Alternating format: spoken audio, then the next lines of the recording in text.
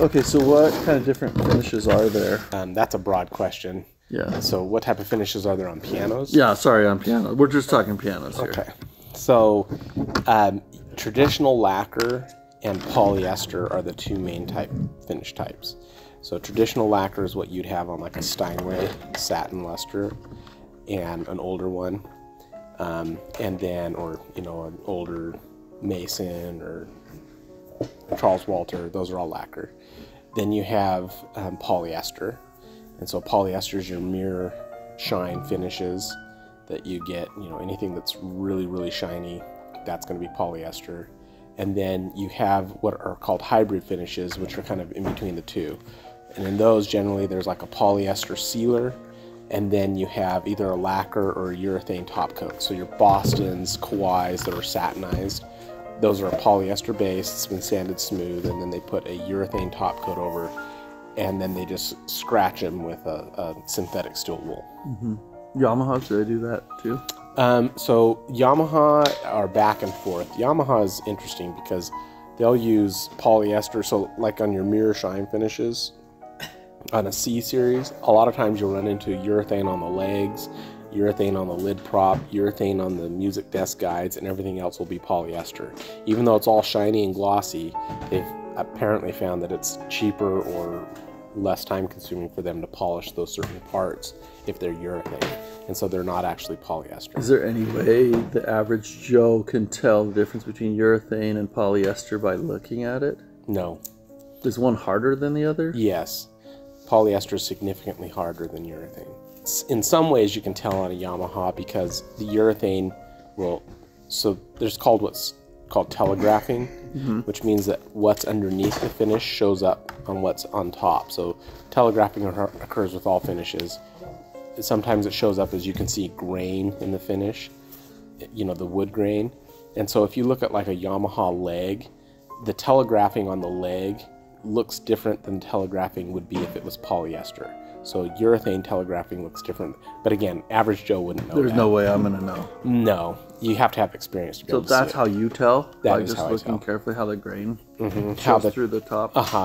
Because there's a thickness there that's just not present with urethane, because urethane is very thin, paper That's thin. even on a black piano you're talking? So there's no real way for your average person to tell the difference between urethane and polyester unless you know what you're doing. And they don't advertise that necessarily when they sell a piano or for pianos. But do you treat them the two differently as far as buffing or? So if it's high gloss, no. Polyester or urethane or both polymer finishes, they should be treated like a car, you know, cleaned and waxed basically. So of the different finishes, traditional lacquer finish, usually polyester, and like you said, some hybrid version. A hybrid where you have some urethane and polyester, right? Yeah. And as far as telling the difference between like a lacquer finish and a polyester, that's going to be a little easier for your average person, right? Because yes, lacquer. You're not going to see usually a high polished lacquer. Usually it's going to be satin luster of some sort, steel wooled or buffed to luster, and so you can see the grain cut into the lacquer, like little scratch marks. Where even if you polish lacquer to a high gloss, it won't look like polyester. Polyester looks like a mirror, like it's perfectly flat, there's no imperfection. Lacquer, when it's polished to a high gloss, you see telegraphing, you know, the wood grain showing through. It'll look somewhat ripply because it won't hide the defects of the veneer, so it just has a different look. And all pianos are veneered, right? Yes, all pianos are. You need that veneer for what function does it play? If it's not a wood finish where you're seeing the grain, do you know what function the veneer plays? So all pianos are basically plywood. Now that's different than what you think of. We're not going to Home Depot and picking up, you know, pine plywood. But so even a Steinway is plywood, but it's laminations of maple that are glued together. And so with all plywoods, the goal is stability, not perfection. So the surface isn't perfect. You have cracks, you have imperfections in the wood. And so to cover that, they veneer it. And they actually veneer it in two directions, traditionally. So if the grain of the ply, the final grain of the ply, last layer of ply is running horizontally, they'll run a grain of veneer perpendicular to that, and then another one perpendicular to that. So that if there's any movement, cracks, or any imperfections underneath that veneer, it'll be stopped by the ply of the veneer, that very thin veneer. And typically that movement's going to be from humidity changes, Yes. right? Back and forth. Yes. Wet and dry. And so the advantage to, even if you have a black piano, putting on a veneer is that it hides any imperfections from the core of the whatever it is that the part is made of. I think one thing that's important to know that there's veneer there is if you're looking at a repair on your piano, you know, is it just the finish that's been dinged or scratched into versus like chunks of veneer missing? You're looking at a much more extensive repair. That's right. That's right. And when we say veneer, veneer is any covering that's thin that isn't of the nature of the original source. So I say that because a lot of black pianos now, Yamaha, Kawai, most of those that are black, they actually don't use a wood veneer, they use a masonite veneer. And which the advantage with that is that you don't get any telegraphing. It doesn't shrink down into the grain of the mahogany. There is no grain. There's no grain to masonite. That's right. They're looking for a product that's going to have longevity of mirror finish and not have anything show through it. That's right. So for the different maintenance for, say, a lacquer, you know, so we basically have lacquer and polyester mainly, right? Right. So for regular maintenance in home that a user can do for their lacquer finish piano, as far as dusting, what would be recommended? So generally you want to dry dust as much as you can. Even modern lacquers don't need any assistance. They're very different than the lacquers that were put on 100 years ago. And so we don't like any sort of polish that's going to build up or make a film, because usually those polishes, like let's say lemon oil. Lemon oil is actually acidic, and it over time attacks the finish.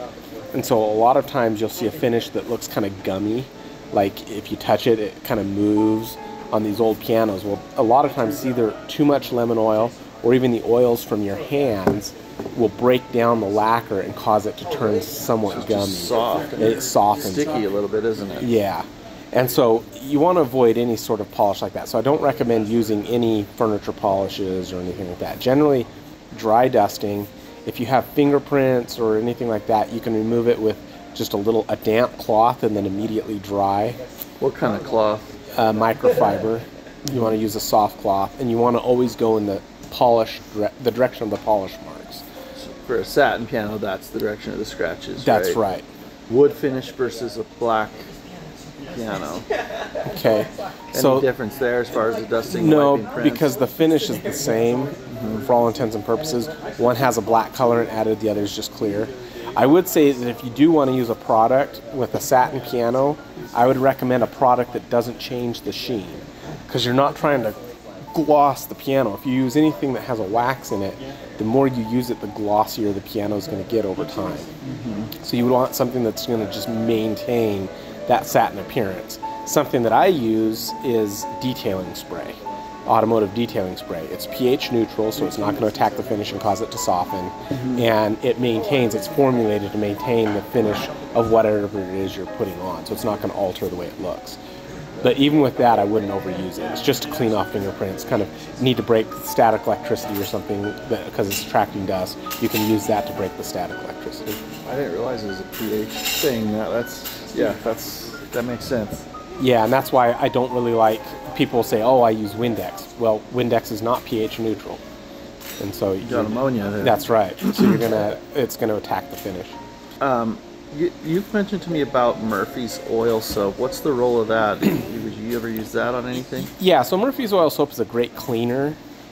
Because it's an oil soap, it isn't pH neutral, but it does do good at breaking down food and fingerprints and oils. And so it's very mild. It doesn't generally attack the finish. Again, like anything, you can overuse it or overdo it. You wipe it up, damp cloth, and immediately dry. But that would be a recommendation for if someone has a really dirty piano.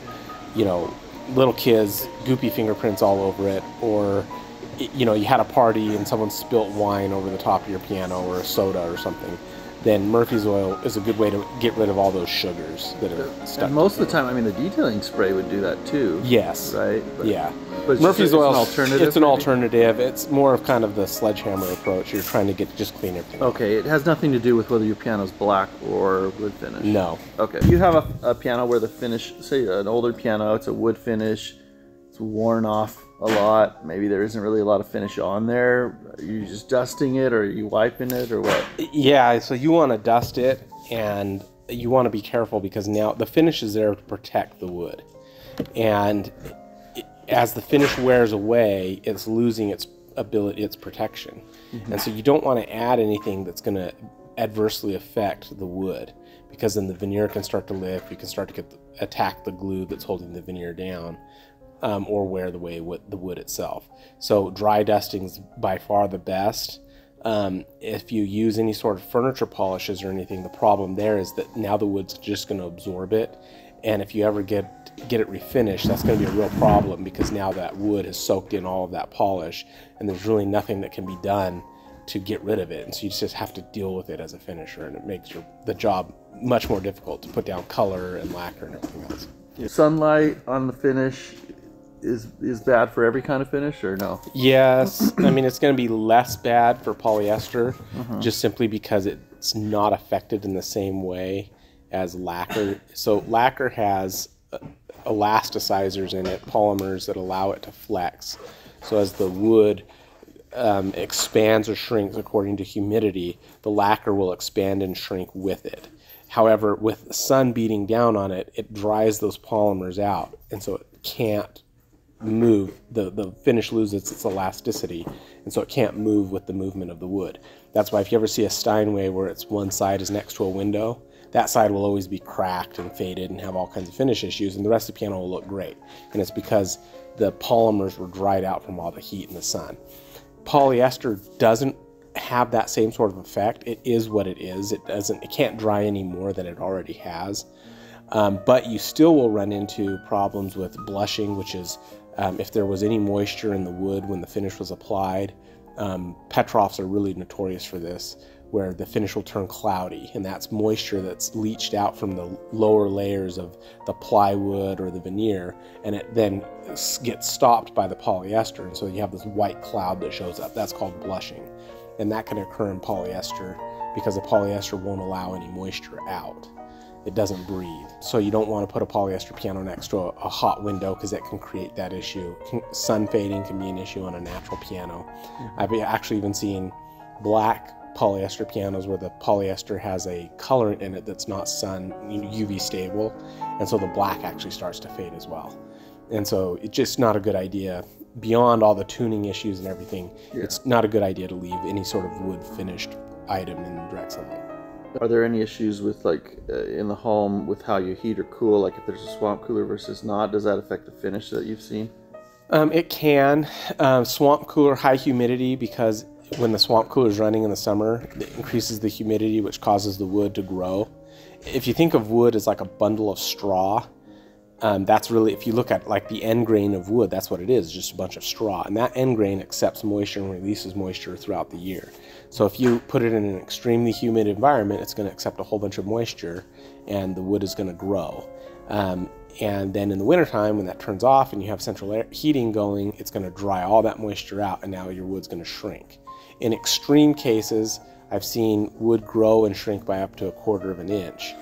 And so if you do that to your piano, that's why pianos are made out of plywood, to limit that. Yeah. But that's how you get cracking soundboards and stuff, and that's why the finish will crack. You'll get what's called grain checking, which is you see where the finish loses its elasticity and can't move, and so it'll crack along all the grain. It almost looks like cracked glass, right? Yes. That's still intact, kind of. Yeah. That's right. So possible repairs if someone has like a scratch or a ding on lacquer finish.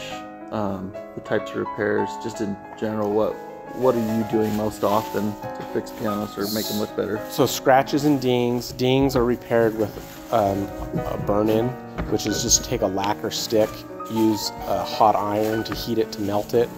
You melt it into the area, fill the area with either colored or clear lacquer, and then sand and polish. The advantage with that is that it's dry as soon as it's cooled down, so you don't have to wait for it to dry. Just a scratch or nicks or scratching, they can be colored, and then you can put fresh lacquer over the top of that from like a spray can. Are there any repairs that you would recommend that someone take on as a DIY project, so that that they don't necessarily need to hire someone like you? Yeah, so you can buy touch-up markers and things, and you can buy lacquer at like Home Depot. And so if you have just a little chip or a little nick in the corner of a piano, corners are the easiest to repair. If you have like a chip in the middle of a lid, that's really difficult because you have to blend it with the finish around it. But if it's on the edge or a little nick on the corner, then all you need to do is add color and add lacquer. And so you can take a little marker or whatever you need to put color back, and then you can take a drop of lacquer, either from a can. Technically, nail polish is also a lacquer. So if you had a clear nail polish, and the advantage of nail polish is it's usually quite thick, and so you can get a lot of build really quickly with it. And so that would be a fine product, because it's gonna, in fact, people call me all the time because a daughter spilt nail polish and it eats right into the finish and creates this big blob that I have to try to get off. So keep nail polish remover, keep nail polish away from the piano. Yeah, but I mean, if you have a little chip, nail polish will be just fine. If it's clear nail polish, you just kind of hit that little chipped area and it'll kind of fill in. And if someone did little repairs like that on the edges or corners with their touch-up marker, their even a little lacquer, whatever, if you come later down the road to do some more extensive repair, it's fine, right? It's fine, as long as they don't use some. So polyurethane is not lacquer. So that would be my one warning. Make sure when you buy something it actually says lacquer, because if it's polyurethane and you put it on your piano, A, it's not going to stick very good to the lacquer, and B, when I come to it and try to touch it up, my stuff won't stick to it, it'll actually eat it. And it'll kind of lift up and curdle. And so, yeah, don't use polyurethane. Make sure that it is lacquer. But as long as it's lacquer and it's not some weird polyurethane or some sort of oil or polish, yeah, it won't be any problem for me to overcome. So repairs like burning in or things in the middle of a larger piece like the lid, or that probably is best left to someone who's professional. I would recommend leaving it to someone who's a professional. And the big reason is that, A, you need to have some sort of experience with it to know how to blend to the existing finish, or you can get into trouble. Like I have a lid right over here that the customer, it actually wasn't that big of a deal for me to repair, but they sent it to someone who didn't know what they were doing, and they stripped the entire lid. Well, the lid happened to be grained. It wasn't real wood. It was painted on. So I could have repaired the painted on finish and blended it out. But because they stripped the whole lid, now I have to regrain an entire lid to match the whole drawing a fake grain onto the wood.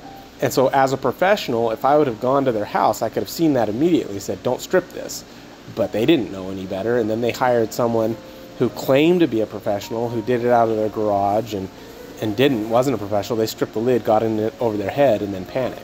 So, and now it's kind of a big problem, because I have to draw those grains back on and make the whole lid look like the rest of the piano. So what about someone that buys a piano that's ready for the dump, just about, and ready to be thrown out, and they want it, I'm going to refinish it myself. Do you have strong feelings about that one way or another? I mean, when it comes to, I get it. I'm not going to be the most cost-effective way if you're looking for cheap. Or less expensive, shouldn't even say cheap. It's not bad. How much in general, like a price range, is a full refinish on, say, an old upright? An old upright, you're probably looking around $3,000 or $4,000 if you want to go and do a really nice job to it. And it'll look like a new. It'll look like a new piano. Yeah. Mm-hmm. But I get it. Not all old uprights have that kind of value. They're not worth. Even if they were totally fixed and like brand new, they wouldn't be worth $3,000 or $4,000. So, yeah, if someone wants to do the work themselves, that's fine. I would say, first of all, obey all precautions. You hear horror stories of people blowing themselves up or asphyxiating themselves in their basement because they're using a powerful stripper and the pilot light is right there and boom, there goes the house. You're using chemicals, and so I would recommend doing it in a garage during the summer. Lots of ventilation. Don't do it in your home. You know, I know we want to do things really quickly, but wait till it's the proper time. If you're going to remove the finish, that's fine. There are some fine strippers that will work for that. Follow the directions on them. Clean them real well, and if you just take your time and go slow, I've seen people refinish things that look pretty nice. I'm pretty sure I've never seen any piano that's been refinished by an amateur that looks like a new piano. No, not even close. Every piano you refinish looks like a new piano. Right. Yeah. I mean, I've seen them that they look nice, Yeah. but they're not the same thing. Yeah, yeah. If someone sees or damages their piano and they can see the veneer is either chipped off or it's peeling, does that mean the whole piano has to be redone as far as the finish, or are there repairs that can handle that too in the home? So if the veneer is peeling or lifting, it can be repaired in the home, but first of all, you don't want it to peel anymore. And so let's say someone catches a corner of your piano and it starts to lift up. Okay, don't panic. Take some masking tape and tape it down until someone can come and repair it.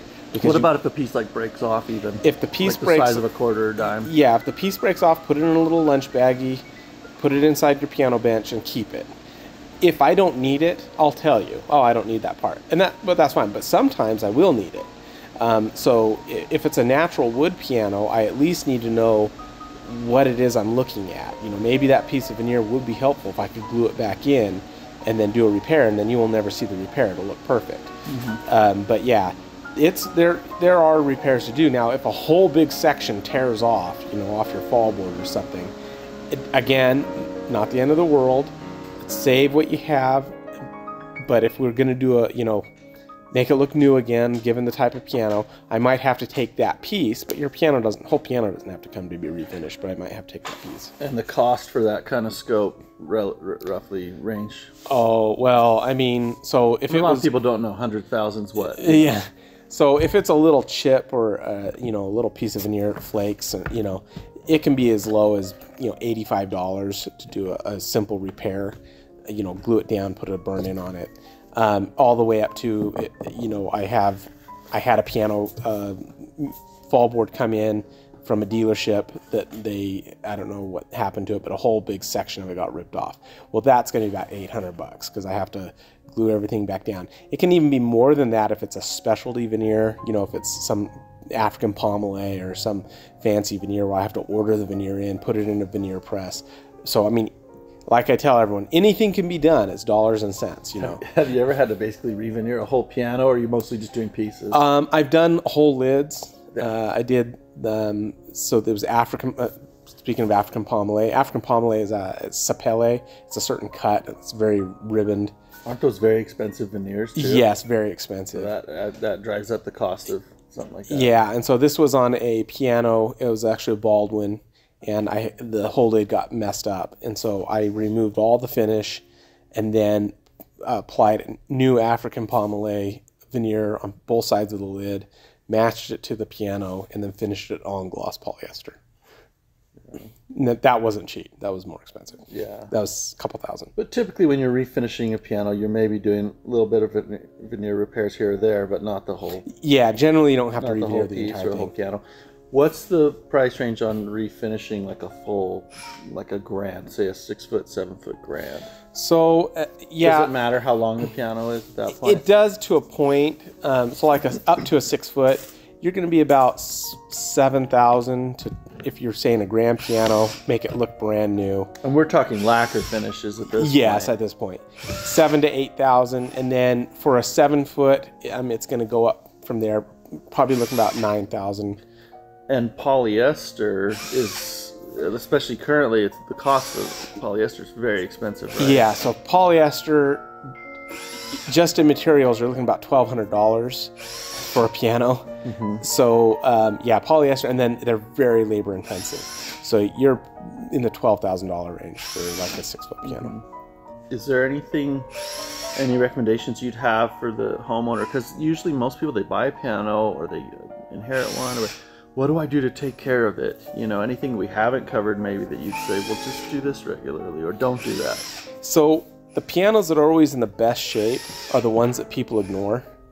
And I know the person who's very like on top of the piano, dusting it constantly, polishing it constantly, are actually doing more harm than good. And the reason why is because everything is slightly abrasive. Even a microfiber cloth, it's very soft.